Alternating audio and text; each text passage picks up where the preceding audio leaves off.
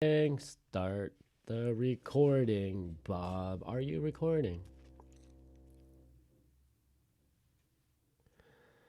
Anyways, welcome back. It's 12 something. Don't mind that. Art Lars. Okay, we just talked about task B. I'll make a little recording or take the recording and so you guys can see. I'm not going to give you the example this time. I think I want you to be creative on your own. Draw a picture or choose a song or write a song. How about that?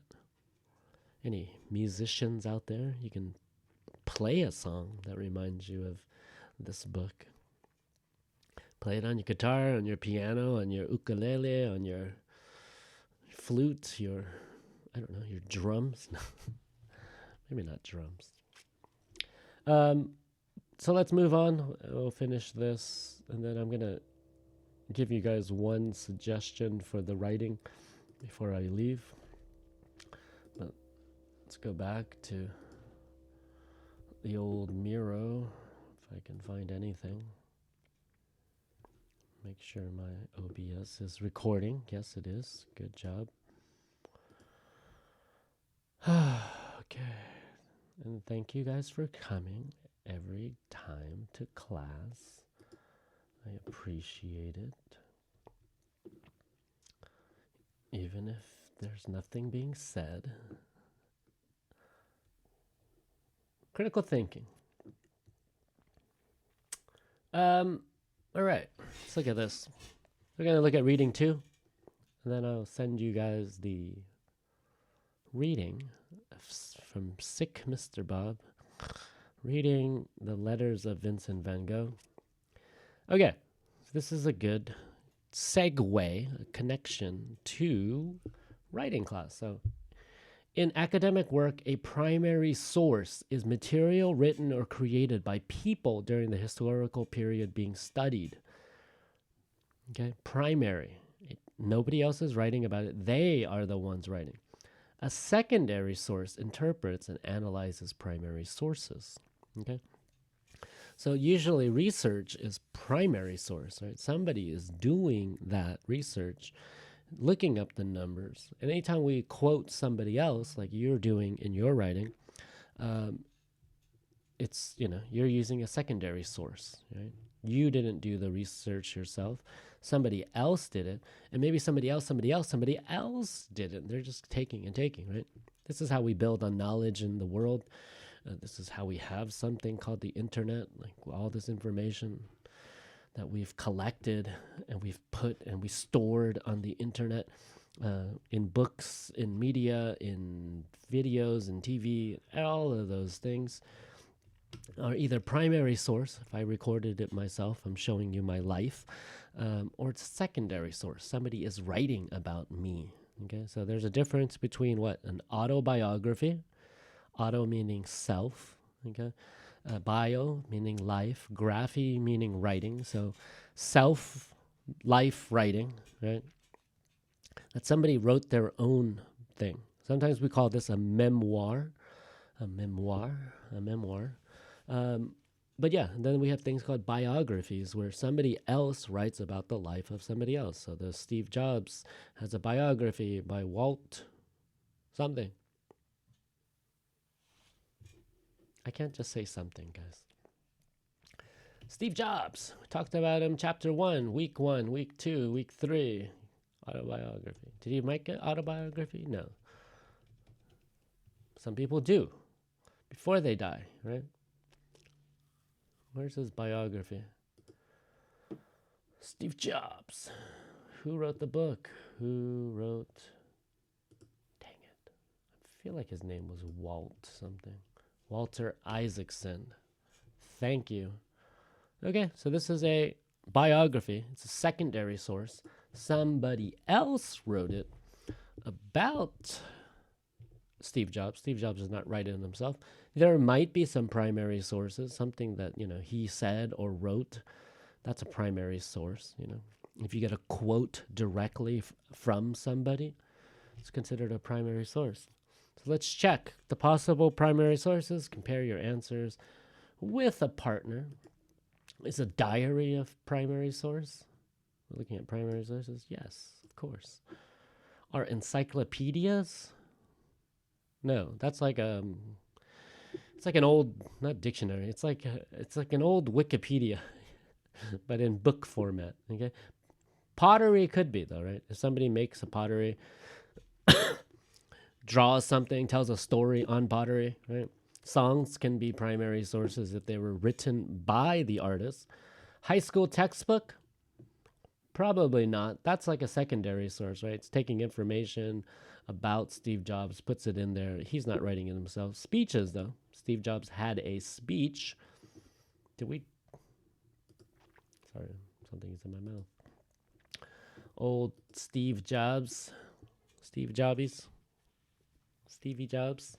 Stevie. Rest in peace. This is the Pixar story. That doesn't help me. That's the same thing. Steve Jobs. There's a speech that he did at Stanford. Okay, so we can use that as a primary source when we're talking about Steve Jobs, which is slowly in my mural. This mural is huge.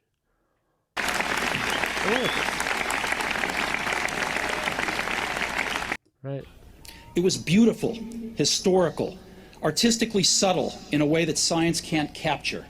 Okay, so all of Steve Jobs is like, what is it called? Those keynote speeches that he makes about Apple products, the new iPhone. Look at this shiny thing. Right? Those are like sources of primary sources. Let's check. V is the word. Diaries, potteries, songs, and speeches.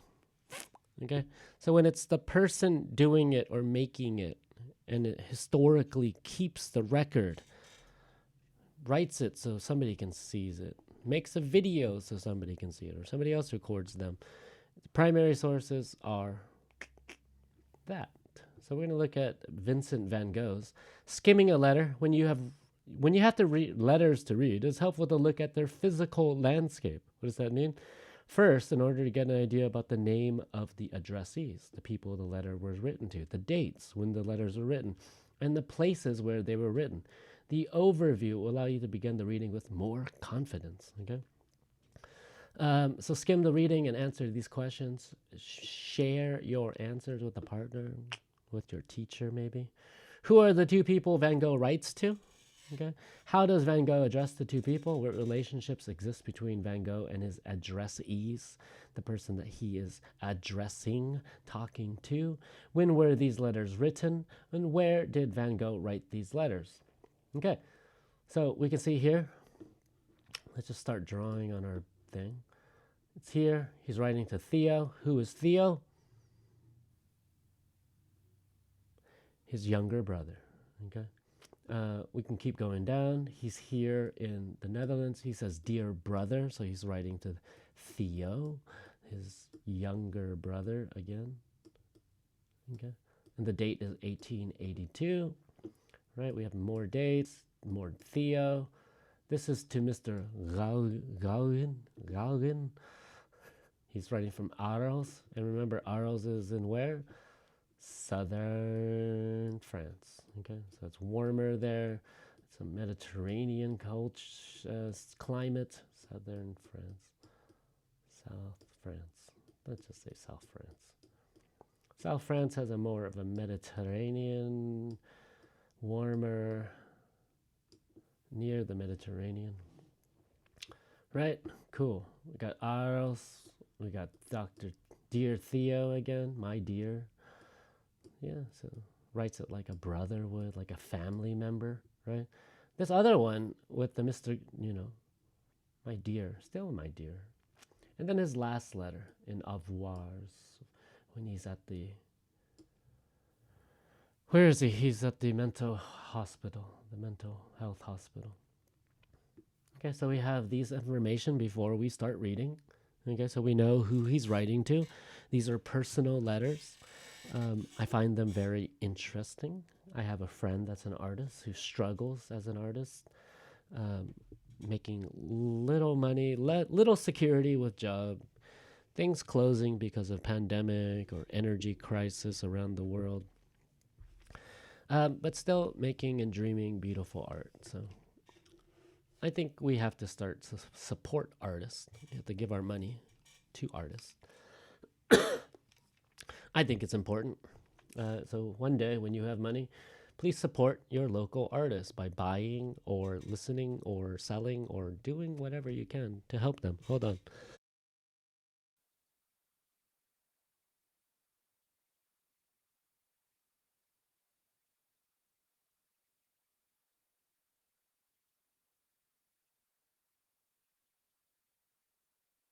Okay, I'm alive. Don't worry.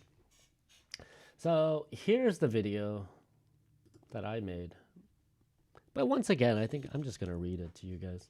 I'll send it on the link later after I finish reading. You can watch it again. I don't think a lot of people watch these. I don't know why. I make them every week. I get maybe 1 or 2 views. So somebody's using it, but I think it's important, especially for reading, for pronunciation, and also for reading quicker. If you can read with me, wonderful. You're doing it. All right, the Borinage, 1880. Sorry. The letters of Vincent van Gogh, the Borinage, 1880. Dear Theo. I'm gonna say it's Theo. No. Let's find out. Is it Theo? I'm gonna put in Theo Van Gogh because his name was Vincent Van Gogh. Van Gogh. I don't know how to say it. Back, Theo van Gogh was complete. Okay, they say Theo. Paris via Theo van Gogh, the brother. Theo. Okay, cool. So it's like I said, it's nice to know. Why? So we can honor people's names. Dear Theo, my only anxiety is how can I be of use in the world? Can I serve some purpose and be of any good? I feel imprisoned by poverty, excluded and alone, and certain necessities are beyond my reach. For the moment, it seems that things are going badly for me, but perhaps a time will come when they will go right. I feel a great sympathy for the miners and the weavers. I would be very happy if someday I could draw them so that they would be brought before the eyes of the world. I have been living among them for 2 years, and I find something touching and almost sad in these workers who are generally represented as a class of criminals and thieves by a very false and unjust public opinion. Self-portrait without a beard. There's Vincent van Gogh. He is Dutch. People from Belgium.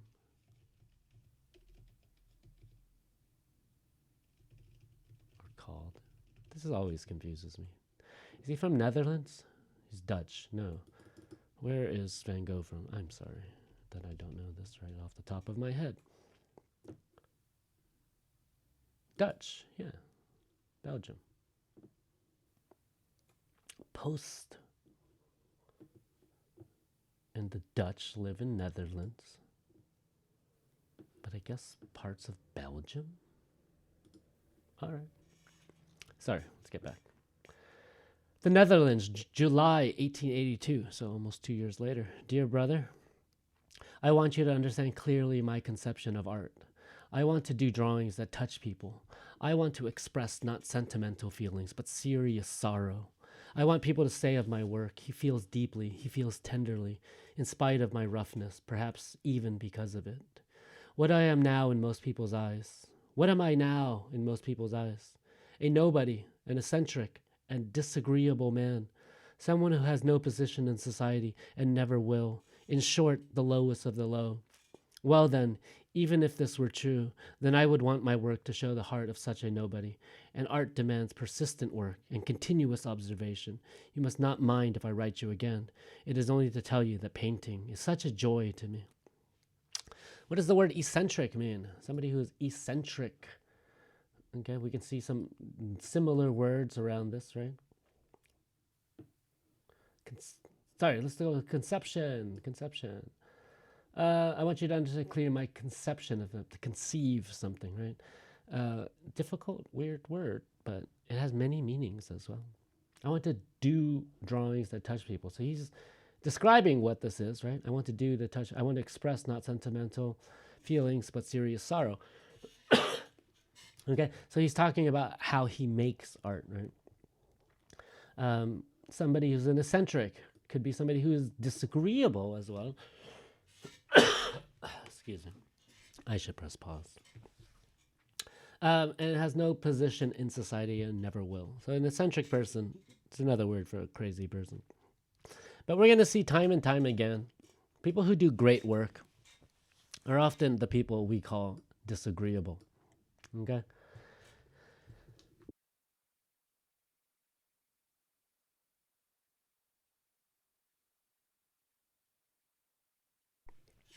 We're going to see time and time again people who are disagreeable, are people that do wonderful, great, innovative things like Steve Jobs. It's a common feature, common characteristic, common trait of geniuses, I guess, to be disagreeable, that people don't like you so much. You have strong opinions. You don't change those opinions. So maybe you don't have a lot of friends. Maybe you keep small circles. That's fine. Make great things again. But yeah, does he sound like a confident man here? Is he filled with self-confidence? Is he self-satisfied, you think? Right? He has very low self-esteem, very low confidence. But he has confidence about one thing, okay? And it's his art. Demands persistent work and continuous observation. You must not mind if I write you again. It is only to tell you that painting is such a joy to me. So I think even in the darkest moments, you always have something. You have to find that something, that light. And Vincent van Gogh had painting. Okay, so Arles, August 11, 1888. Dear Theo, no matter what I do, life is pretty expensive here, almost like Paris. I live 3 weeks out of 4 on bread with milk and eggs. It is the blessed warmth that is bringing back my strength, and I was certainly right in going at once to the south.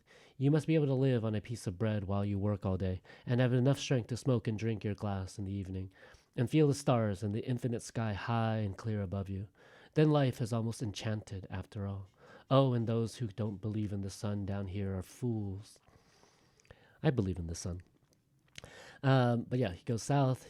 The sun, the warmth brings him energy. He feeling confident, right? He's in southern France. Enchanted. What does that mean? To chant something, sometimes we think about it like a spell to like say something, chanting. You can think about priests and religious people chanting something at the mosque or the synagogue or the church, right? But to enchant someone, it's kind of to cast a spell on somebody, to make them amazed by something. You can be enchanted by a person. You can be enchanted by a movie, a TV show.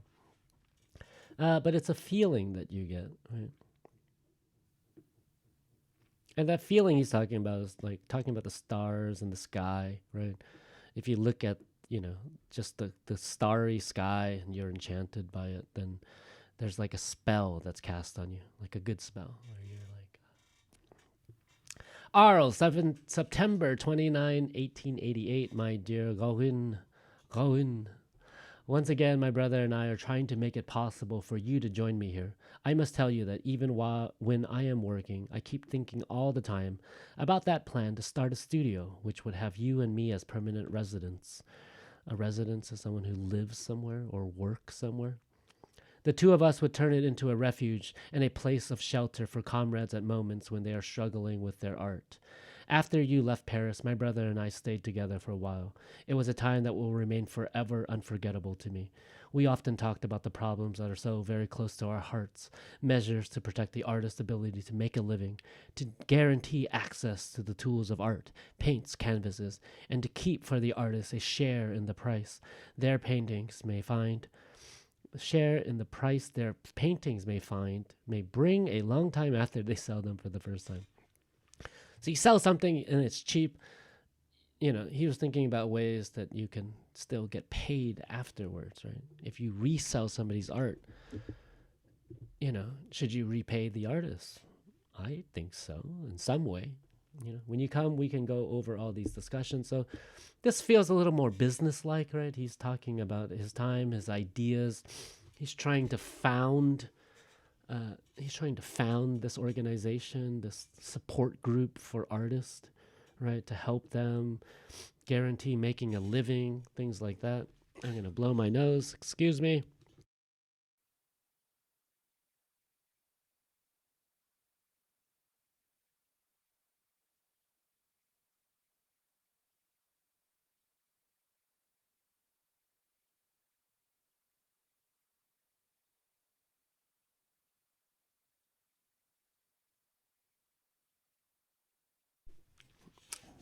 All right. Still alive. Yeah. Okay. That's 4. Let's go. Arles, January 28th, 1889. My dear Theo. Only a few words to tell you that my health and work are not too bad. I'm surprised when I compare my condition today with what it was a month ago. I knew well enough that you could fracture your legs and arms and recover afterwards, but I didn't know that you could fracture your brain and recover from that too. I still have a sort of what's the use of getting better feeling about me, even in my surprise at getting well, which I hadn't dared hope for. Since it is still winter, let me go quietly on with my work. If it is the work of a madman, well, too bad, I can't help it. However, the unbearable hallucinations have stopped and now reduced to a simple nightmare. So what kind of state of mind is he in? Is he happy? Is he neutral? Is he depressed? Is he sick? Sick. He had some kind of fracture of the brain, okay? Obviously, the brain cannot fracture. He's using a metaphor similar to breaking your leg or arm. Those heal, but apparently fractured brains, broken brains can heal too. Get enough light. Get enough warmth. Get enough love. What's the use of getting better? Okay, so he's in a kind of a more hopeless state. The unbearable hallucinations. Does anybody know what it means to hallucinate? To have hallucinations?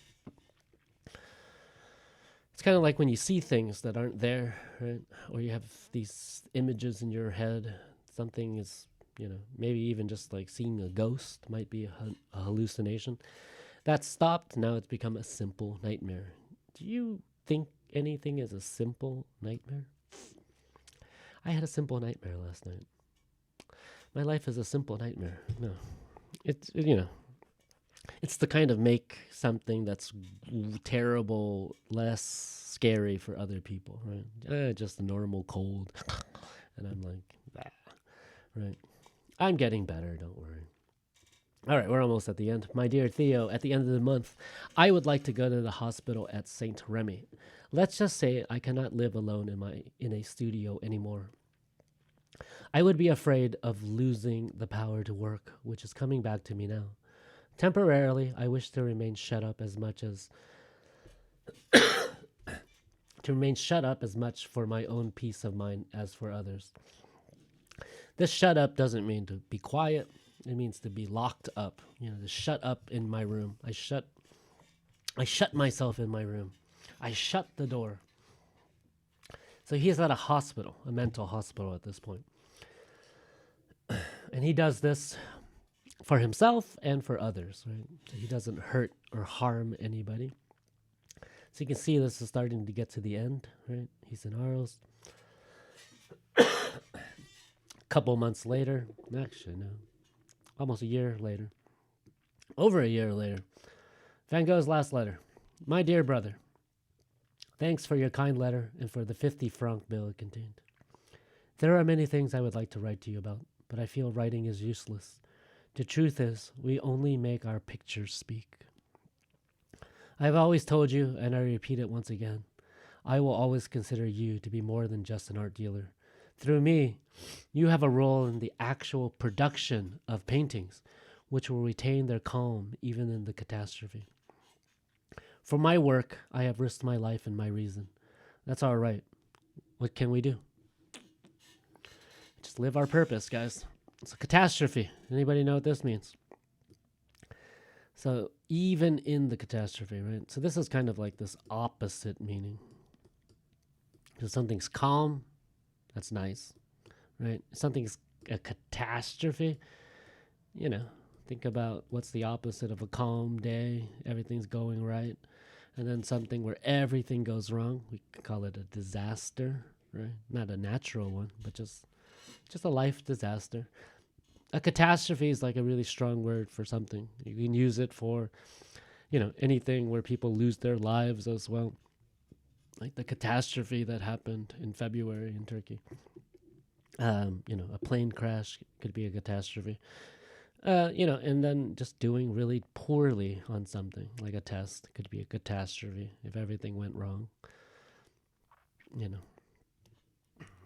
These assessments, these essays, trying to stop a catastrophe from happening, guys. So you can see here, voices or images that people hear or see in their own minds, even though they are not real.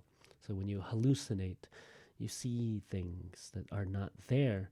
Some people, Arles, as well as Van Gogh's own father, asked the local authorities to lock Van Gogh up. Van Gogh preferred to go voluntarily and choose a hospital where he would continue to paint. Sometimes we have to take control of people's lives, okay?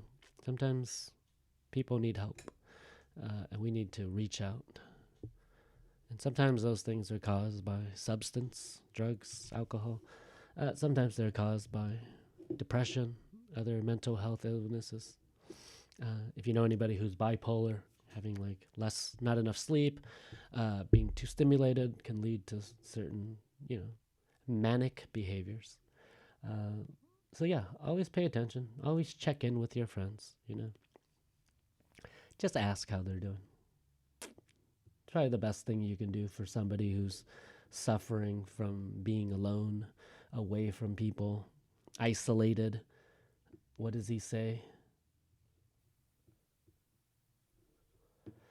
I feel imprisoned by poverty, excluded and alone. Okay, so exclude, this means outside, right? Is different from include, inside, right?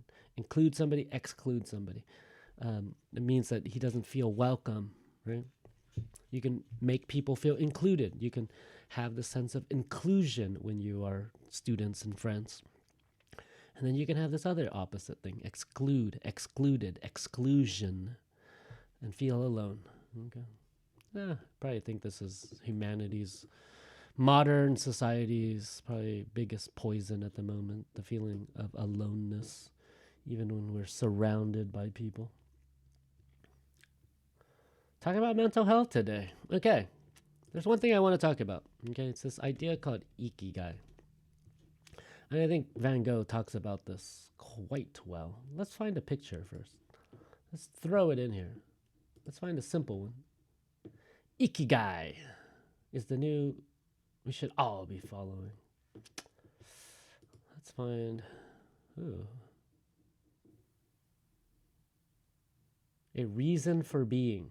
I'm going to find something that explains it super well. What you get paid for. Okay, this is good enough. Anybody know this term, ikigai? Ikigai. Iki means life. Gai means like the way. Okay? The reason, the way. Something gai. Is there another word like that? I'm going to throw this in here. I think it's important to know. And I sent you guys the Loom video. If you want to rewatch that, wonderful. Okay? I want to put it up here. I think it connects here. So ikigai is the Japanese concept meaning a reason for being. Okay? What we want to find is something you're good at, what you can get paid for, what the world needs, and what we love, you love. Okay? So, and then somewhere in the middle of these four different things, I thought it was only 3. This is confusing now. Originally, I thought it was 3 things. This one has 4 as well. What we love, what we're good at. Okay. Cool. 4 things, okay? What we love, what we're good at, what we're paid for, and what the world needs, okay? So this is what we call a Venn diagram, okay? You can do this when you're comparing and contrasting things. What are the differences? What are similar, right? Everything that 2 circles touch, that's their similarities, right? What you're good at, what you get paid for, that's called your profession, okay? What you're good at and what you love, that's your passion, okay? What you love and what the world needs, that's your mission, okay? That's what you're going to do for the world. You love to do it, the world needs it, boom. What you get paid for and what the world needs, that's your vocation. It's kind of bigger than just profession, okay? And then when we intersect 3 different things, okay, we get these parts right here. I'm going to just circle them all just so you see. Actually, no. Delight. Let's just read it. Okay. So if we have needs, what the world needs, what we are good at, what we love, it is something delight and fullness, but without pay. Okay. So this is probably what Van Gogh had, something right here. In his lifetime, he never got paid for his art, really, right? He was very impoverished. He lived a very poor life. He didn't eat much, probably didn't have good housing or anything like that. So here, this is the intersection between love, what we're good at, and what the world needs, okay? Here, where we get paid, something we're good at and what we love, satisfaction, but feeling of no positive impact on the world, okay? Some people don't have this feeling. I get it. You know, these billionaires out there don't care about what they do to the world. You get paid for it. You're good at it. You love it. Okay, you're satisfied, but you're not helping the world. Maybe you are. I don't know. You know, it's hard to say if an artist doesn't, how much somebody contributes to the world. I don't know. Maybe you like, what's something like this? The world doesn't need it, but you're doing it. That's hard to say. That's a value call. Okay, let's go to what you're good at, what you get paid for, and what the world needs. Okay, comfortable but a feeling of emptiness, right? Because why? You don't love it. You're good at it, right? Some people are good at things. They don't love it. They get paid for it, okay, but they don't love it. The world needs it. It doesn't matter. They don't love it, right? So it's comfortable, but there's an emptiness. No love. No love. Where is the love? Where is the love? It's hard to write with the mouse, guys. Okay.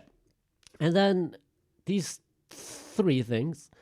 Let's see. What we love, what the world needs, and what we get paid for, but you're not good at it. Okay. Excitement, but feeling of uncertainty, right? This one, you're not good at it. Can you do something you love that you're not good at? Not good at.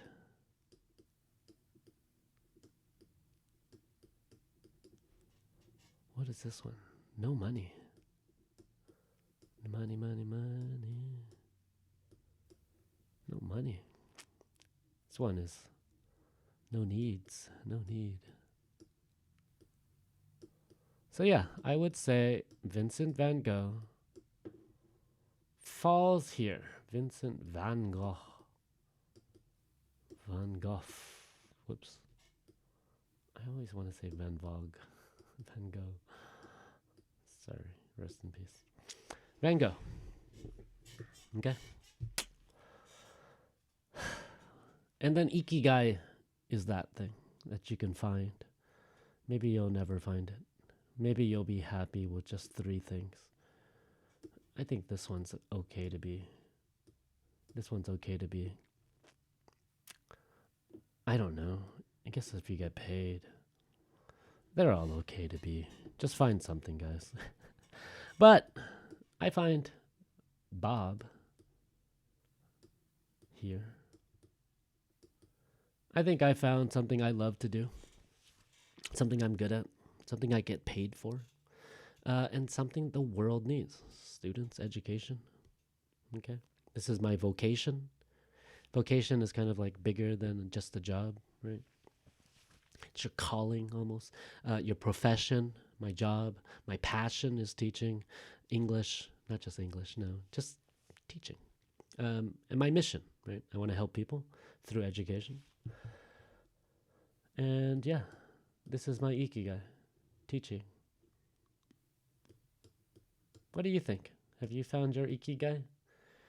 Do you want to find it? Can you find it? Will the world support you? Will somebody help you along the way? If you don't get paid for it, can somebody support you, right? If you're not good at it, can you get better? If you don't love it, can you start to love it? That's maybe harder than... I say this one's better. As long as there's love. I say no love. No love, no bueno. No good. So this is Ikigai. When I was reading about Vincent van Gogh, I was thinking about this concept that we have to find the thing that we love, that we're good at, we get paid for, and what the world needs, okay? Not everybody's going to be able to do this, but when you can find this thing, you're going to be able to find, I don't know, true purpose, maybe happiness, maybe some suffering for your art, for your work. I know I suffer. But life's great. All right. I'm not going to go over... I want you guys to go over this. I think it's enough. I wanted to touch on something else. I wanted to end early because otherwise I'm going to just explode with things. I'm glad I'm teaching online today. I'm not making anybody sick. Unless you're sick of me. Ha ha ha. Okay. So go through, check these, find new words, okay? Anything with vocabulary. I think the most important thing about the reading class is vocabulary, okay? I think the most important thing about learning a language is probably vocabulary, okay? The more you know, everything else follows, okay? You'll start to be able to put together the grammar. But if you can't say a word, nobody will understand you, right? I bet you if you went to a country and you only could say like words but no sentences, somebody would understand you, you know, as long as you know like the negative, no, and something else, you know, the question form. Once you're able to do that, if you could just say things and you know all these words, it'll just, come together. It'll come together. And this is why reading is so important. And this is why reading the books are so important. This is why learning new words will help you the most, okay? Especially in your field, okay? So start learning all the words that you can from nutritional science, food science, or architecture, anything like that. Learn those words in English. Watch videos on YouTube. Find research articles in English. Sorry, this is an English class, okay? So, I want to not pause it, but I just want to go like this to kind of reset, okay? So we're going to go, boom, reset. Okay. I want to talk about the writing assignment, okay? And I would love to cover your names, but I cannot, so it's impossible. I'm going to go through this. So last night, why I'm tired also today is because I did not sleep very much because I was grading 22 of your pre-writing. Okay, it didn't take very long, which is good. But I saw the same issues. Okay, I'm gonna. Any volunteers? Any volunteers out there? No. Okay, I'm gonna just choose mine that I have not done. Okay. I need you guys to do something I did not do. Okay. I don't know how you do searches, but I go to Google. Okay. And then if I'm doing something on this, let's say I choose the overpopulation in big cities in Turkey. Okay, I'm not going to search in Turkish, because if you do, it's not going to work, right? So don't type in Turkish. You can change the language somewhere. I'm just going to...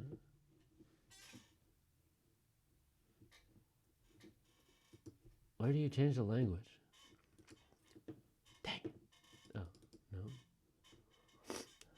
I don't know, then you don't know.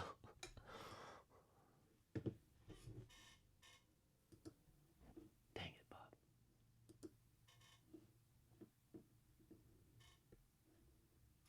Help me. How do we change the language? Nope. That's advertising.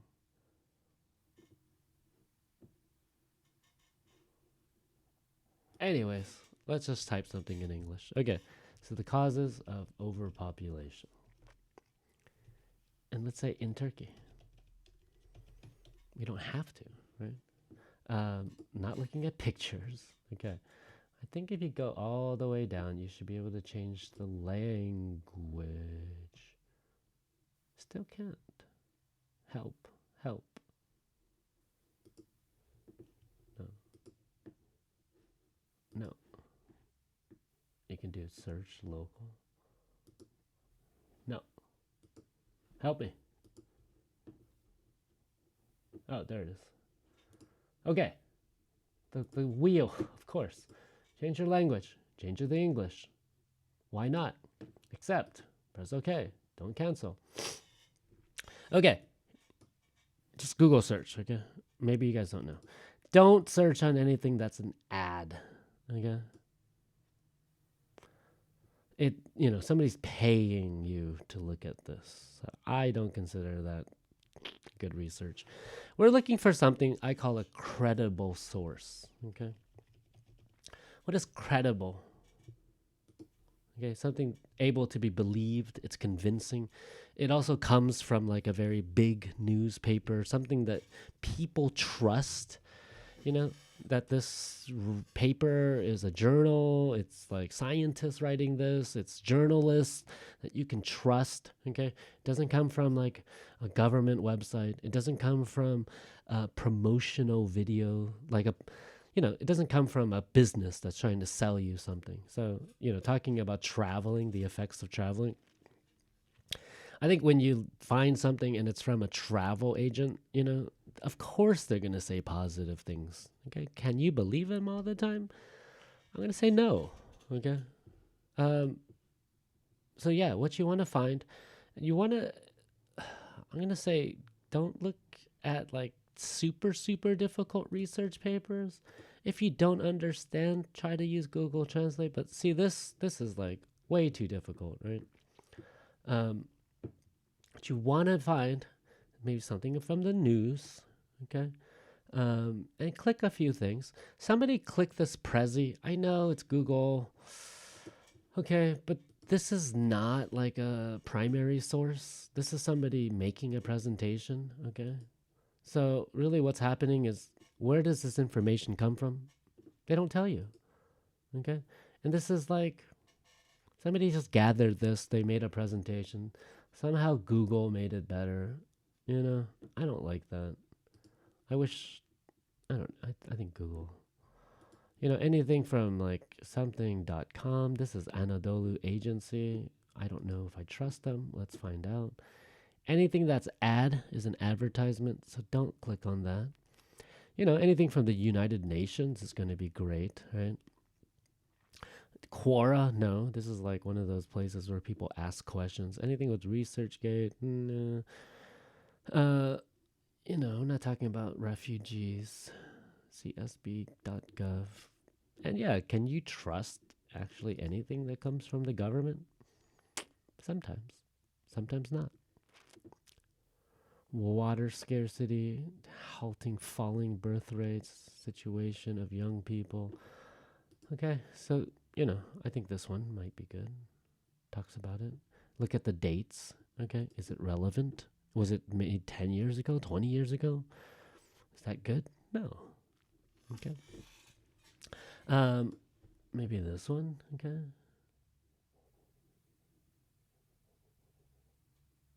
This is from 2014, so it's a little old. Okay. And if you can't find a lot of things about in Turkey, then just go in general, right? Is Earth overpopulated? This is an ad. Okay. Don't trust advertisements. They're paying you to go to their website. You know, a lot of these things are also what? Earth reminder. Okay. Somebody's got an agenda. Is it like biased news? You know, probably on this, you know, this is trying to get you to not listen to, you know, to reduce your carbon footprint, which is a good thing. But they're going to be very biased. They're not going to like give you the other end. That's good, right? So yeah, there's lots of information. Okay. And what we're also trying to look for is just numbers, you know. As per an estimate of UNICEF, almost 150 million children are working as child labor in some countries. Great. I'm going to throw one of these in. Anything in Turkish? No, I'm not going to allow it. This is a huge PDF. Might be too difficult. So it is difficult to do research, okay? I'm not going to lie. Another source you can use is Google Scholar. Google Scholar, which is more like very strong research-based things. You might not causes of overpopulation. So these are like very scientific. If you use something like this, you might have to just really change the writing, you know, a site selection, model proposals. You can find things by years, okay? So like since 2022, so everything will be really updated, okay? This is called Google Scholar. You'll have to use this maybe in the future when you're doing research for your thesis or whatever you guys are planning to do. And they're difficult, you know, because research is difficult. And maybe we don't understand this fully. Maybe you can just do a quick Google, you know, translate on this to see if this works for you. If it doesn't, close it, you know. Research takes time, and it takes skill, and it takes patience, okay. Karşıyaka, Izmir. This one's nice. Sustainable urban regeneration. Okay. There might be too much information. Okay. That's just one example. And so, yeah, find these things, find these articles. I'm going to show you what I want you to do, actually. So once you have this, it's always nice to press enter. Now it makes it a link. Okay, guys? And then you can press accept. So for your teacher, helps me. I can click on this link. I don't have to like copy and paste it. Okay. What I forgot to ask you to do, and I have to do this now because I'm your teacher. I forgot to tell you. We should have done this. So it's not as important, but every paragraph, each body paragraph, I want you to have one quotation. It could be like this, or it could be like this. You paraphrase, okay? If it's like a really long quote, try to rewrite it in your own way. It's called a paraphrasing, okay? And remember this Scribber site, guys? I'm going to cough. This is how we find these citations, okay? So I'm going to make another reference. I think I might have done this already. Whoops.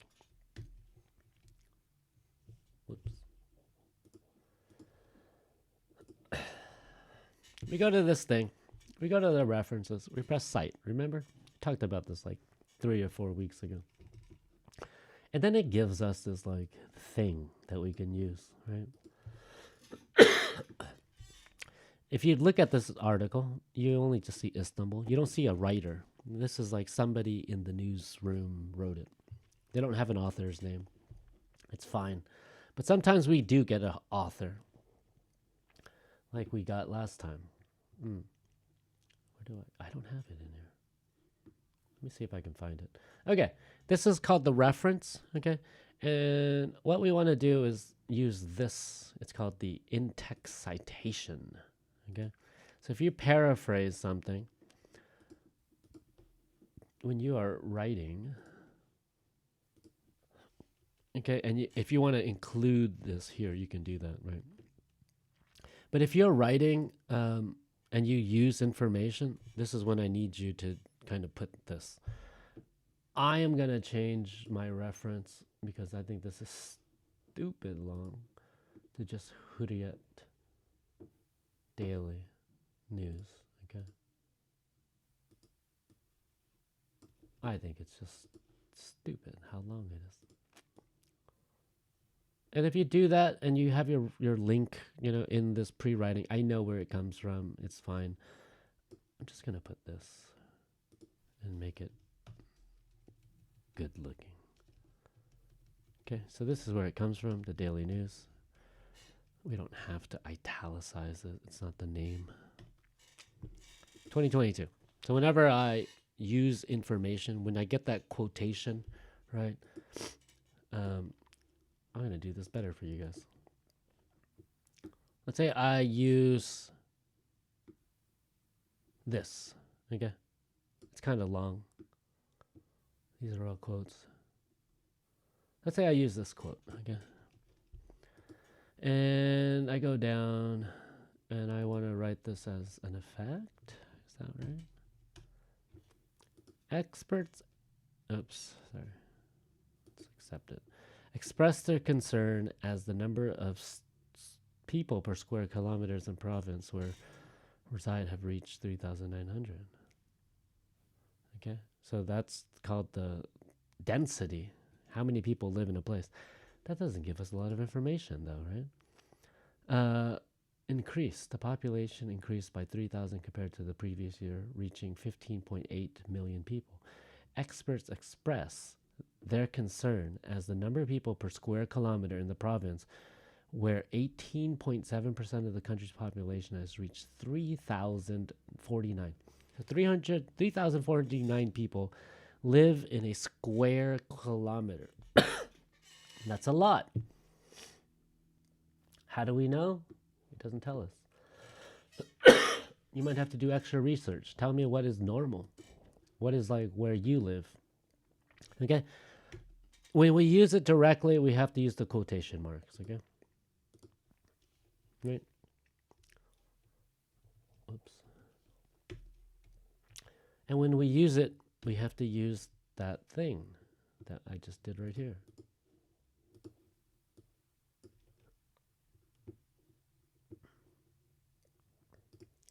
It goes after the quotation marks, and then there's a period.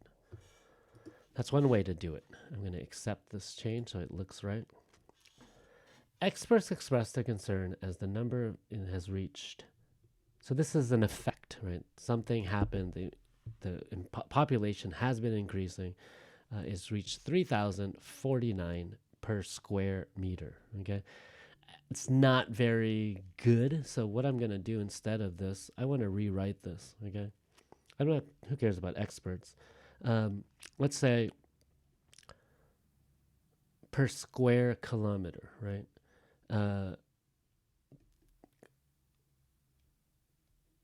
Let's see.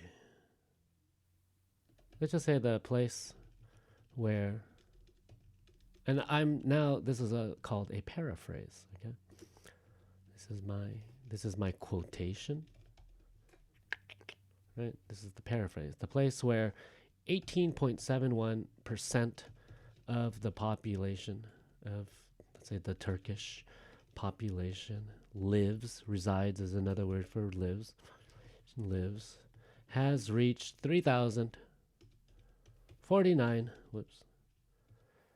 square,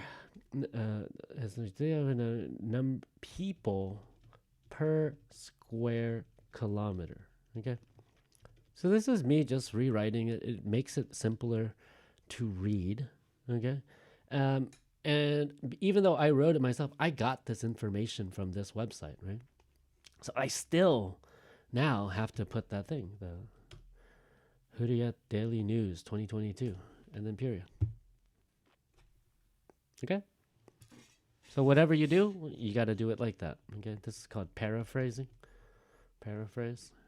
It means that you take the information, you rewrite it. You didn't write it yourself. I mean, you rewrote it, but you didn't write it originally, nor did you do this research. You got it from a secondary source called the Hurriyat Daily News, You didn't get it from the scientist that looked up these numbers. So this is called a secondary source, not a primary source. And that's fine. I just don't want you to go like primary all the way back to somebody making an essay. No essays. Okay? If it says essay in your research, that's kind of cheating. It's somebody else's work, and they're not the originals, right? So it's good to look at those. Okay, it's good to get a model, like a good model for how you want to improve your writing. I'm gonna blow my nose.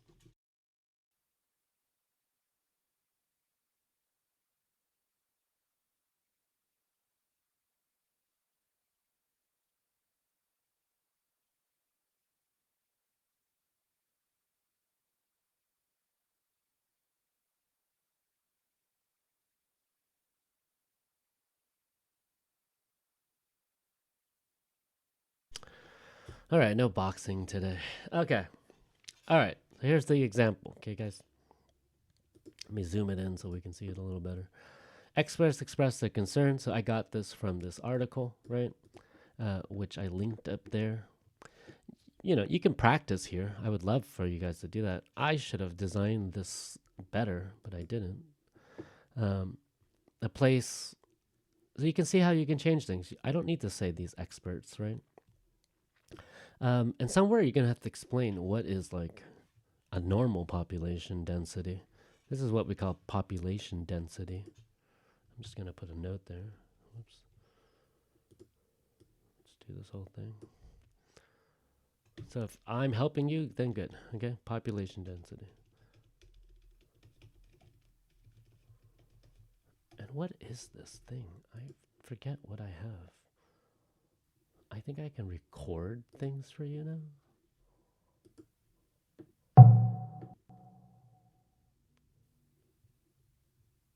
We'll do that later. Moat. So quotation. A paraphrase. Okay. I think it's usually a better idea to paraphrase unless the quote's really small, or you can just quote a small part of it. Okay. So let me show you another example where I quote something. Let's just say I want to quote this thing.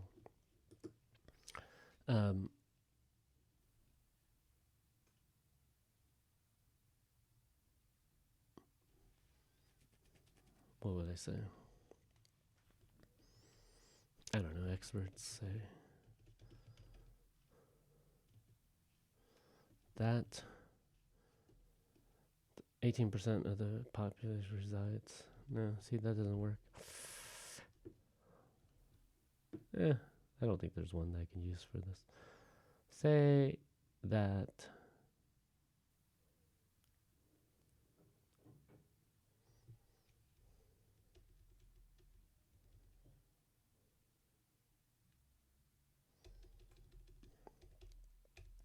the population of the province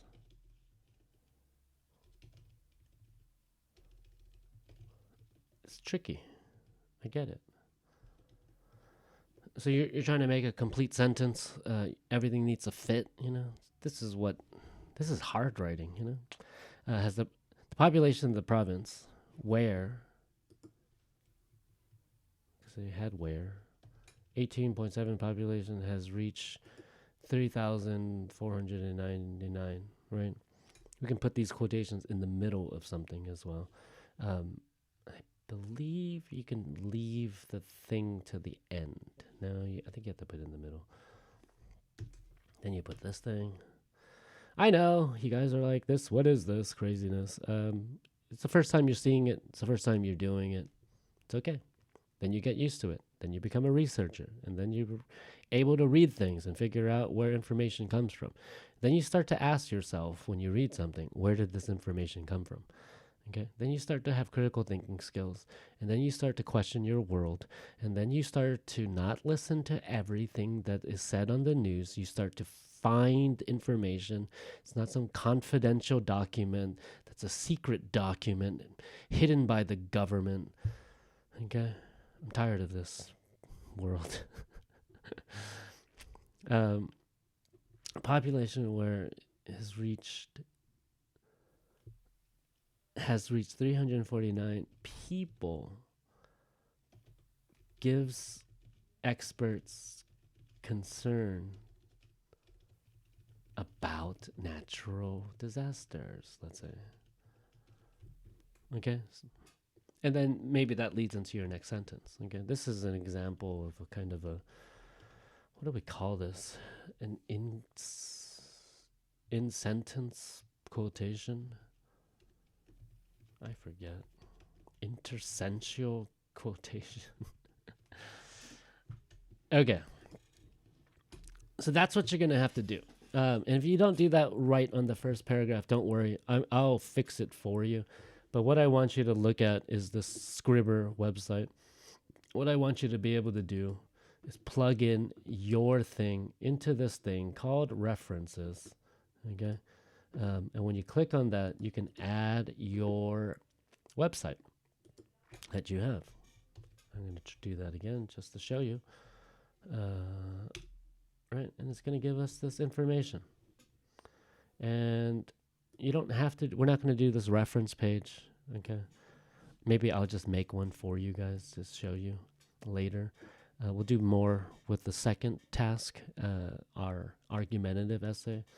So these things I want you to know. I don't think you need to be perfect at them right now, but I think I have a standard for writing, okay? I have a policy about plagiarism. Okay, if I do catch you with plagiarism, I will give you a warning. I will talk to you. We will have an online meeting if possible, and then I'll let you rewrite it as a different topic. Okay, so then you have to do all the work over again. So, I recommend for you to do it right, do it well the first time, even if it is challenging. Okay, this is a good challenge to practice. It is a good ability to learn how to do these things on your own, to be confident and comfortable with them. And it takes practice, and you're not going to do this right the first time. That's fine. Okay, I'm not going to take points away from not doing this right. But if you do not say that you got this from somewhere, somehow, if you say, as mentioned in the newspaper, blah, blah, blah, blah, blah. If you do that, great. According to Hurriyat Daily News, and then you put 2022, that's the same thing. That's called the paraphrase, right? So this thing can help us. So let me try this, okay? If I take my paraphrased sentence and I go back to Scribber, if you type it in here and you press the paraphrase button, see, it'll make it for you. But why does it do that? Oh, because it's doing italicized. Stupid. So it made a quote for me. It paraphrased it. I don't want you to do it like this, but let's see what happens when I put it back in here. See, it does this. This is called italicized things. Just erase those. That's some machine code. Why is it doing that? Okay. Why? Not smart enough. Okay. What else did I see in your essay stuff? A lot of people kind of don't know the difference between the causes and effects. Okay. And so sometimes this article that you're looking at doesn't talk about the causes. You have to think about those sometimes yourself, right? So we're talking about fast food. What are the causes? The causes are not diabetes. The causes, somebody said stress. Is that the right one? No, traveling. Which I'll take that. I get that. If you're stressed, you want to go leave and, travel, right? And then the effects might be something like it reduces your stress, right? But what causes people to travel, and those could be simple reasons. Your book's not going to tell you. You can use common sense sometimes, right? To go visit a loved one, to attend a funeral, to watch a basketball game, to go to the doctors. I don't know. There's so many reasons why people would travel. for business trips, things like that, right? And then other things to explore the world, curiosity. Somebody put, I like that. And I know you're not writing about the causes, but why am I doing this? So you can start to understand how these causes and effects sentences work. I think because the logic of it sometimes is difficult, especially when your understanding of the grammar isn't so great, right? So we have to think about how to write causes and effects. You have to look at it. Maybe you have to Google translate it yourself and see, does it make sense in Turkish for you? And then go back and look at the English, Have somebody read it, figure out which one is the cause and effect. The thesis statements that you guys write here should be about your topic, okay? I noticed that a lot of people just copied and pasted thesis statements from somewhere and they didn't match what you're supposed to write about, okay? So make sure your thesis statement is either about the effects of playing games, the effects of travel on people's lives, the causes of the popularity of fast food, and the causes of the overpopulation in big cities in Turkey. Okay, you should be writing not one or two. I'm only making it 2. I could make you do 3. I don't think it's necessary. I think we should do more with less. And yeah, the essay will be 200. Don't write 200 words, okay? To 500 words. I think that should be plenty. And what you need to work on really is, your introduction, how you can make a hook, how you can make it interesting, how you do this funnel thing, right? From general to specific. The most specific thing you're going to be looking at is your thesis statement. That's the most specific part of your introduction. Overpopulation is a problem all over the world, okay? Especially in Turkey, in cities like Istanbul, blah, blah, blah, getting narrower, right? In parts of the most crowded parts of the city, the population density is getting to 3,050 people. Hurry at Daily News, okay? Some of the causes of this overpopulation are 1 and 2, okay? You need 2 things, okay? And I don't want you to do that several causes, okay? That doesn't, I don't know. Just be specific, right? List your causes. You can do the dot, the colon, dot, and then list it. The following things are the causes, dot, the colon, and then write 1 and 2, whatever those 1 and 2 things are, right? When we're talking about the causes of fast food, lots of you guys I know write the same things. Okay, I get it. But yeah, the price and the convenience, okay? And when you make a list, it's got to be the same part of speech, okay? So you can't mix like a noun and a adjective. You can't mix like a gerund with other things. You got to keep it consistent. Remember this thing called unity? Those parts of speech and a list have to be the same. So if everything's a noun, keep it a noun. If everything's an adjective, keep it an adjective, okay? So like, I think somebody mentioned the causes of fast food, and they said the price and the fast, and fast, okay?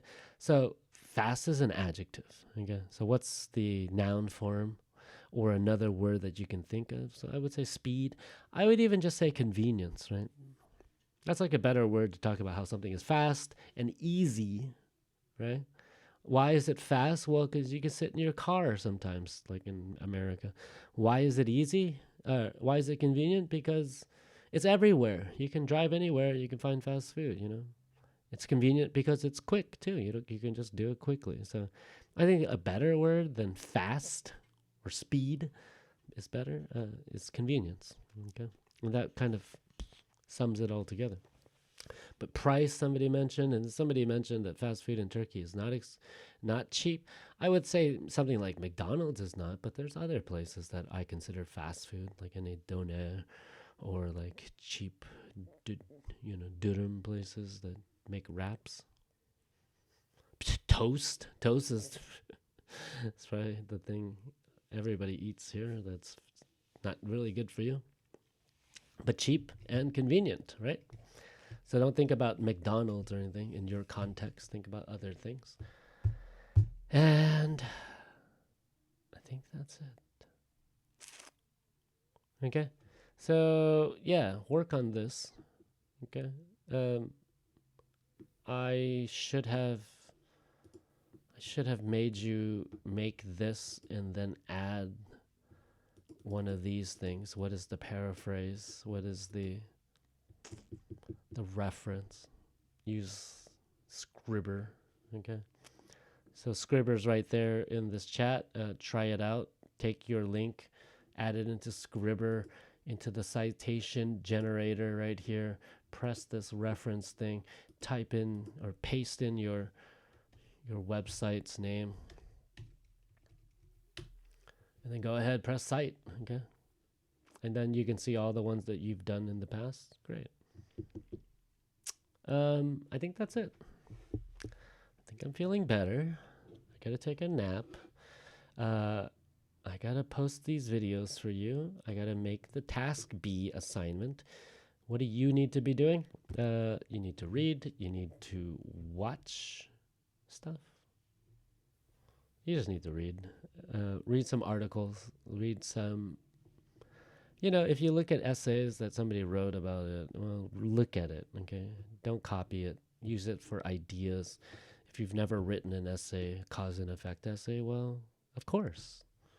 You need to learn how to write it. And the best way is to look at others' good work, but not to copy them. Okay, to write it in your own way, to learn something from them, to borrow, not to steal, to borrow, to imitate. Imitation is the greatest form of flattery. That means that if you copy somebody, you're like kind of showing that, hey, that person's cool, right? Or that person knows what they're talking about. So that's it. I'm tired. Thank you for listening. Thank you for coming today. We shaved off 1 hour from our normal times. Okay, so I think beginning every day, let's start at 10 o'clock. I might have some travel coming up. I need to do some medical stuff, dental things. So there might be a day or two I have to change the schedule again. So I'll let you know on Google Classroom. Okay. If you have any questions, okay, make sure you go to this Padlet. Throw in your questions into the Padlet. Ask me. You can ask on Google Classrooms in the comments. Lots of students have been doing that, and I really appreciate that. Okay, I like the kind of dialogue. If you're afraid to ask questions, ask yourself why you're afraid. And some of you need to work on your grammar, your writing skills. You need to look back at your old lessons, think about where a subject goes, how to use conjunctions. Okay, I can help you with that, but I think you're supposed to have learned that last semester, depending on how well you did this class, that class. So we all have a lot of things to work on. I think teaching, this is as difficult for me as it is for you to learn. Okay, I've been having a really hard time organizing all of this information because there's a lot of information. I get it. Okay, so if you're confused, think about how confused I am trying to put this all together for you. I'm trying my best, and hopefully I'll get better. We'll get better. And so if you like this class so far, great. We're almost to the end. We're at the hump. We're going to go down from here. We're going to coast, okay? But don't put the cruise control on too hard. I want you to really learn. You have an opportunity to learn with me, and that means that, I will help you. And you do your work. And once again, I'm going to say the assignments that I give you are not worth points for your grade, but every assignment you do will make your grade better. How? Well, you're practicing, okay? I wish I could give you points for these assignments so that every assignment you did helped you with your essay, but I unfortunately cannot. You need to come to class. You need to watch the videos. You need to do the assignments to help you remember what you learned. You need to watch the entire videos. And I appreciate everybody. I appreciate you out there who do watch the videos. So thank you. Thank you for your efforts. Thank you for showing up. Thank you for fighting, surviving, lasting, living long, learning something, teaching other people. I'm going to make a podcast someday. Okay. So if you don't have any questions, I am out of here. I always have to show the rest of my slides. I don't. Oh, there's the conclusion. So yeah. Thank you very much. Have a great day, and I will see you on Thursday. And probably on Thursday, we're going to try to not do so much. Okay. Thursday night at midnight, you'll have your essay due. So if you haven't turned it in, great. You come with your questions, okay? Maybe we can do something with breakout rooms, so you can just talk to me individually, or you can message me privately, and then we can talk or discuss about it. I know that I said that I would have private meetings with people, but I just don't have time this week. Yeah, so Thursday, I'll see you in class, and we'll talk about anything related to the essay and the future. All right. Peace out, guys. Thank you. See you later. Have a great day. Appreciate you.